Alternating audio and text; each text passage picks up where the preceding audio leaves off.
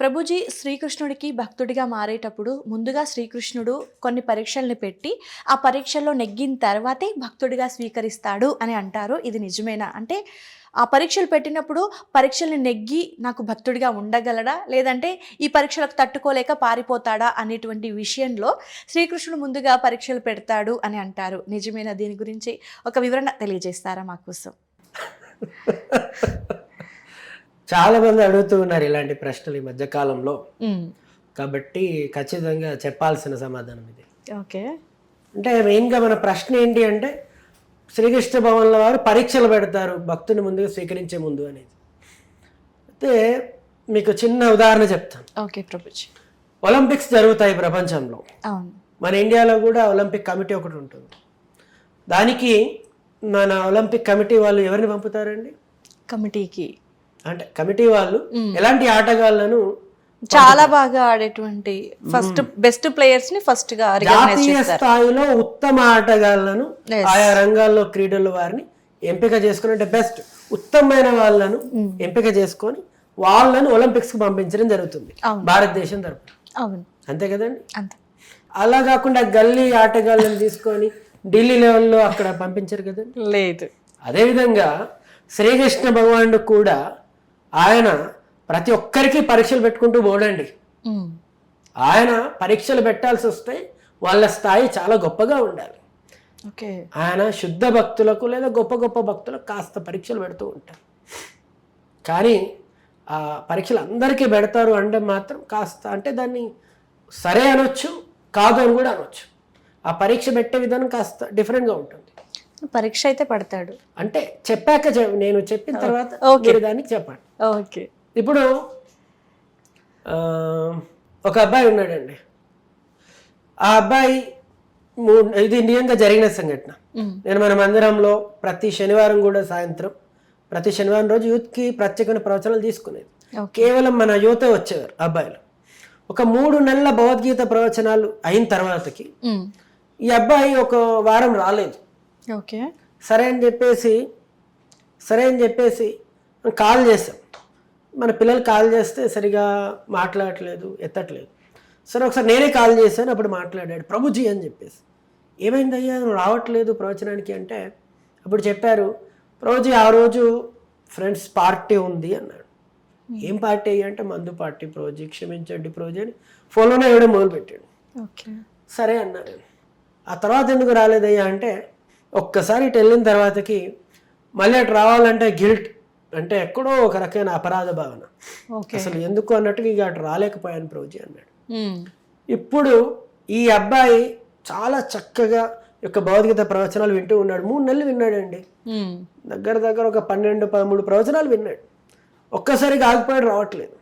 అంటే మీరేమంటారు? ఇప్పుడు కృష్ణ భగవానుడు వాళ్ళ స్నేహితుడు హృదయంలో నుంచి ఆ అబ్బాయికి పార్టీ అని చెప్పి పరీక్ష పెట్టాడంటారా, లేకపోతే అంత రేంజ్ ఉందంటారా అబ్బాయికి? లేదు.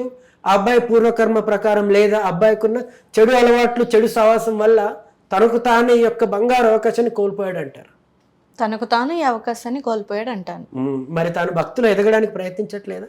జపం చేస్తున్నాడు, ప్రవచనం వినడానికి వస్తూ ఉన్నాడు, మందిరానికి వచ్చిన కీర్తన చేస్తూ ఉన్నాడు. మరి అలా చేస్తూ ఉన్న భక్తుడు మరి ఒక్కసారిగా ఇప్పుడు రాలేకపోయాడు, దీనివల్ల ఆగిపోయాడు. ఇదో రకమైన కష్టమే. ఓకే. అంటే ఇది కృష్ణుడు పెట్టినట్టు అంటారా? అంటే ఇక్కడ కృష్ణుడు వచ్చి మందు తాగమని పెట్టేంతగా సీన్ లేదు ఆ విధంగా. కానీ ఈ అబ్బాయి భక్తి చేయడానికి ప్రయత్నించట్లేదు అంటామా? భక్తి కూడా చేశాడు, కానీ ఆగి ఎక్కడో మనసు అటు సైడ్ వెళ్ళిపోయింది కాబట్టి ఇటు రావడానికి గిల్టీగా ఫీల్ అవుతుంది. అంటే 2 రకాలండి. ఒకటి ఆధ్యాత్మికంగా ఎంతో ఉన్నతి సాధించిన, పురోగతి సాధించిన గొప్ప భక్తులకు భగవంతుడు సరాసరి పరీక్ష పెట్టే విధానం ఒకటి, అది వేరు. కానీ ఇలాంటి వాళ్ళకు వాళ్ళ పూర్వజన్మ కర్మే సరిపోతుంది, అదే పరీక్ష. దాన్నే కృష్ణుడు ఉపయోగించుకుంటాడు. ఆయన ఎప్పుడు ఎవరికి కష్టాలు సృష్టించాడండి. లేకపోతే గల్లీ పిల్లని ఒలింపిక్స్ పంపిస్తే బొక్క బోర్లా పడతాడు, అంతే కదా. కాబట్టి మనకున్న చెడు అలవాట్లు, చెడు సావాసం, గత జన్మ కర్మ, ఆ యొక్క కర్మ పోకళ్ళు, వాసనలు అన్నీ ఉన్నాయి. అవే మనల్ని పరీక్షిస్తూ ఉంటాయి. కానీ ఒకటి మాత్రం వాస్తవం, కృష్ణ భగవాన్ ఎప్పుడు కూడా చూస్తూ ఉంటారు. వీడు ఏ విధంగా భక్తి చేస్తూ ఉన్నాడు, ఏ విధంగా ముందుకెళ్ళడానికి ప్రయత్నిస్తూ ఉన్నాడు, ఎక్కడ ఆగిపోతూ ఉన్నాడని తన భక్తుల ద్వారా వాళ్ళకి సహాయం చేయడానికి ప్రయత్నిస్తూ ఉంటాడు. కానీ పరీక్ష మాత్రం ప్రతి ఒక్కరికి బెటర్. ఎందుకంటే ఎన్నో పరీక్షలు మనమే సృష్టించుకొని పెట్టుకున్నాం. మనకున్న చెడు అలవాటు, చెడు సాహసం అవే మనని పరీక్షకు గురి చేస్తూ ఉంటాయి, ముందుకు వెళ్ళనీయకుండా. కానీ అందులో మనం పాస్ అయి ముందుకు వస్తూ ఉంటే కృష్ణ భగవానుడు పెట్టే మెగా పరీక్షలకు సిద్ధంగా ఉండాలి. అది కూడా ఒకటి చర్చించుకుందాం. ఇప్పుడు అంబరీష్ మహారాజుల వారు ఉన్నారు. ఆయన శ్రీకృష్ణ భగవాన్ యొక్క శుద్ధ భక్తులు. ఆయన ప్రపంచానికే చక్రవర్తి. శ్రీమద్ భాగవత మహాపురాణంలో 9వ స్కంధంలో ఆయన చరిత్ర అద్భుతంగా వస్తుంది. ఆయన ఒకసారి ఏకాదశి వ్రతం చేసిన తర్వాతకి ద్వాదశి రోజు యొక్క పారణ అంటారు. అంటే ఏకాదశి రోజు ధాన్యాలు తినరు. సో ద్వాదశి రోజు పలానా సమయంలో మాత్రమే యొక్క ధాన్యాలు తిని ఆ యొక్క వ్రతాన్ని ముగించారు. కానీ ఆ సమయానికి దుర్వాసములు వచ్చారు. ఆయన స్నానం చేసి వస్తాను, వచ్చాక ఇద్దరం కలిసి పారణ చేద్దామన్నారు. కానీ ఈ యొక్క పారణ సమయం ముగిసిపోతూ ఉంది, ఆయన రావట్లేదు. పోనీ పారణం మనం చేద్దాము అంటే మునికి అక్కడ ఏ రకంగా అగౌరవపరిచినట్టు అవుతుందని ఈయన భయపడ్డారు. ఎందుకులే అని. తర్వాత అక్కడున్న బ్రాహ్మణులందరూ చెప్పారు, స్వామి మీరు నిర్జల వ్రతం చేశారు, నీరు కూడా తీసుకోలేదు కాబట్టి ధాన్యం తీసుకోకుండా నీరు తీసుకుంటే సరిపోతుంది అన్నారు. ఆ నీరు తీసుకొని ఈ యొక్క పారణంతో ముగించారు. ఇప్పుడు ఆ తర్వాత ఇక్కడ ఉన్న దుర్వాసముని వెంటనే మనసులో అనుకున్నారు, ఆయనకు అర్థమైపోయింది నేను రాకముందే ఈయన పారణ చేస్తాడు, ఇది ఖచ్చితంగా ఆయన చేసిన తప్పు, అపరాధం, నా పట్ల ఆయన అపరాధం చేశారని భావించాడు. వెంటనే ఆయన ఏం చేశారు, తన తలలోంచి అంటే జుట్టులోంచి జటాజూటం అంటారు, అందులోంచి ఒక జటను లాగి నేల కొట్టి ఆగ్రహంతో ఒక రాక్షసుని సృష్టించారు. వెళ్ళి అంబరీషుని చంపు అని ఆజ్ఞాపించారు. ఇప్పుడు ఆ రాక్షసుడు సమీపించారు అంబరీష్ మహారాజుని చంపడానికి. ఇది పెద్ద పరీక్ష. ఆయన తప్పు చేశారా? లేదు. మరి అలాంటి వ్యక్తి రాక్షసుడు కళ్ళ ముందు ఉన్నాడు చంపడానికి. ఆ సమయంలో ఆయన ఏం చేశారో మీరు ఊహించగలుగుతారా? Can't expect. ఆయన భగవంతుని సహాయాన్ని ఆశించలేదు.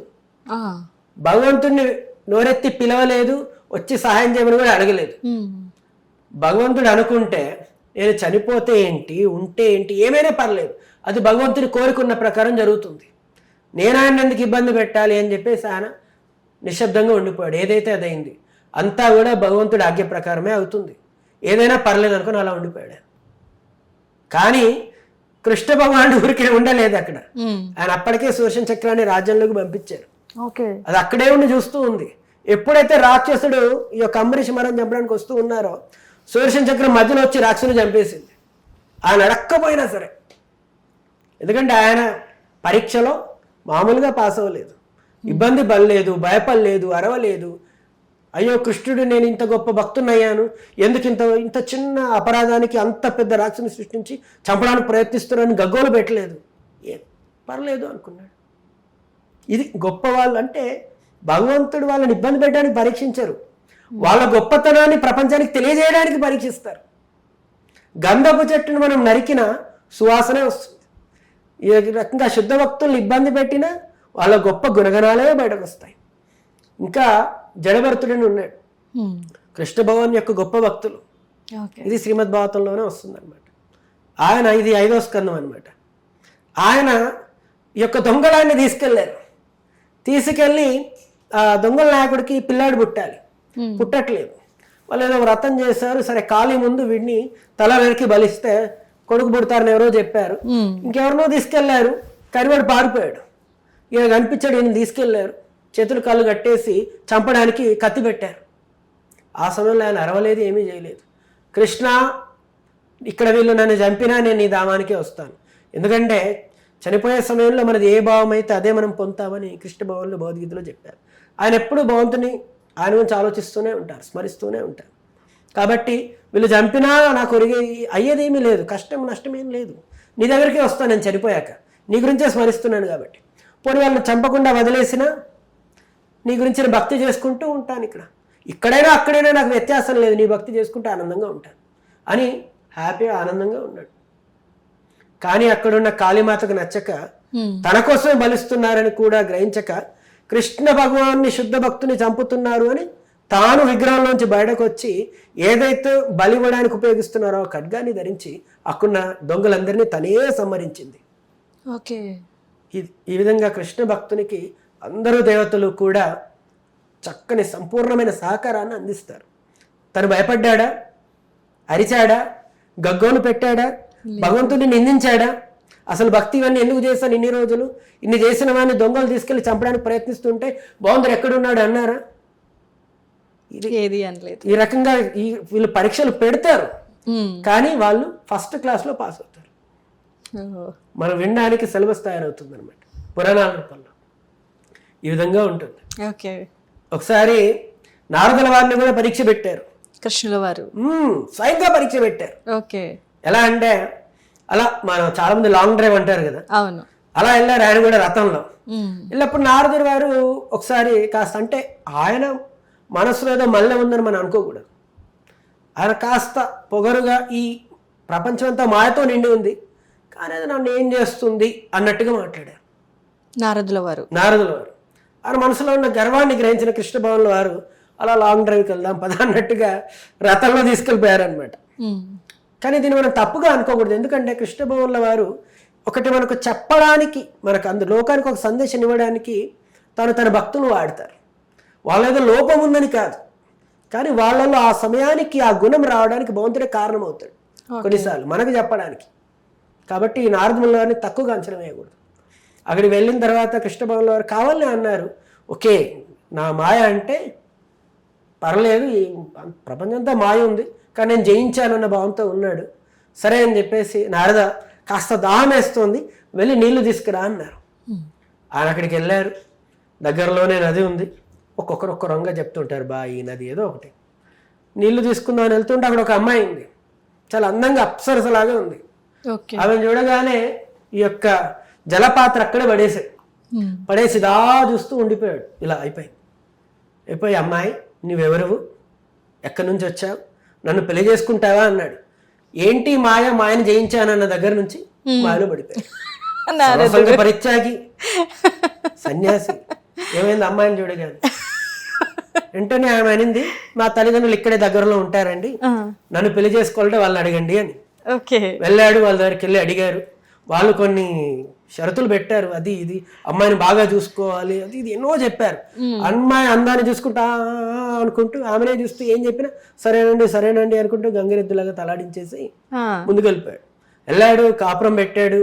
ఒక అబ్బాయి, రెండో అబ్బాయి, మూడో అబ్బాయి, ఈ విధంగా 5-6 పిల్లలు పుట్టేశారు. ఈ విధంగా 12 సంవత్సరాలు గడిచాయి. ఆ తర్వాత ఒక్కొక్కరు ఒక్కో రకంగా చెప్తారు. 2 రకాల వెర్షన్స్ ఉన్నాయన్నమాట. ఒకసారి ఏమైందంటే తను చాలా కష్టపడి అడవికి వెళ్ళి ఈ కలపను సేకరించి, చెట్లు కొట్టి కలపను సేకరించి దగ్గరుండి ఇల్లు కట్టాడు. ఎంతో కష్టపడి. ఎక్కడ నారదముని, ఎక్కడ ఇది చెప్పండి, సంసారంలో చిక్కుపోయాడు తను. అయితే ఒకసారి చాలా పెద్ద వరదలు వచ్చేసాయి దగ్గరున్న నదికి. వచ్చి ఆ నదిలో ఈ యొక్క ఇల్లు అంతా కూడా కకావికలమైపోయి కూలిపోయి వెళ్ళిపోయింది. అందులో మరి భార్యా పిల్లలు ఉన్నారు కదా. ఇప్పుడు నారదముని వాళ్ళని చూసుకోవాలి కదా, గృహస్థ బాధ్యత ఆయన మీద ఉంది కదా. అయ్యో భార్య పిల్లలని వెళ్ళి పట్టుకున్నారు. ఒక అబ్బాయిని తీసుకున్నాడు, రెండో అబ్బాయిని తీసుకున్నాడు. నీళ్ళు వచ్చి ఇంకో అబ్బాయి అటుపోతూ ఉన్నాడు. వీళ్ళని ఇక్కడ పెట్టి అటు పరిగెత్తాడు. వాళ్ళని తీసుకుంటే నీళ్ళు చిట్టుపోతూ ఉన్నారు. ఈ విధంగా ఇంకొకరు ఏం చెప్తారంటే మంటలో కాలిపోతుంది అంటారు. ఆ విధంగా ఏదైనా ఒకటే. ఈ విధంగా కాపాడడానికి కష్టపడుతూ ఉన్నాడు. అందరూ వెళ్ళిపోయారు. నీళ్ళే తీసుకుందాం సరే. అందరూ భార్య పిల్లలందరూ కొట్టుకుపోయారు. ఏడుస్తూ ఉన్నాడు.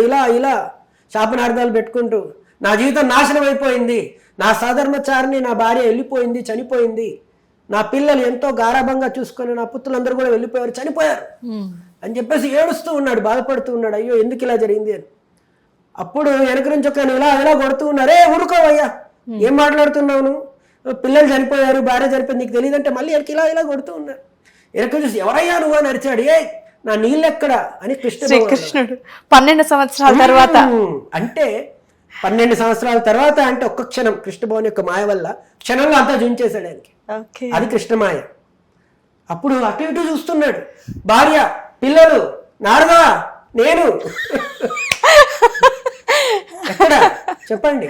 మాయని చూపించాడు నారదుడికి. అంటే అప్పుడు నారదుడికి అర్థమైంది, అవును నేను నది మళ్ళీ పారుతూ ఉంది, జలపాత్ర పక్కే ఉంది, ఏమయ్యా మనం ఇలా వచ్చాము, నాకు దాహం అవుతుంది, నీళ్ళ కోసం పంపించాను, నా నీళ్ళు ఏది అన్నాడు.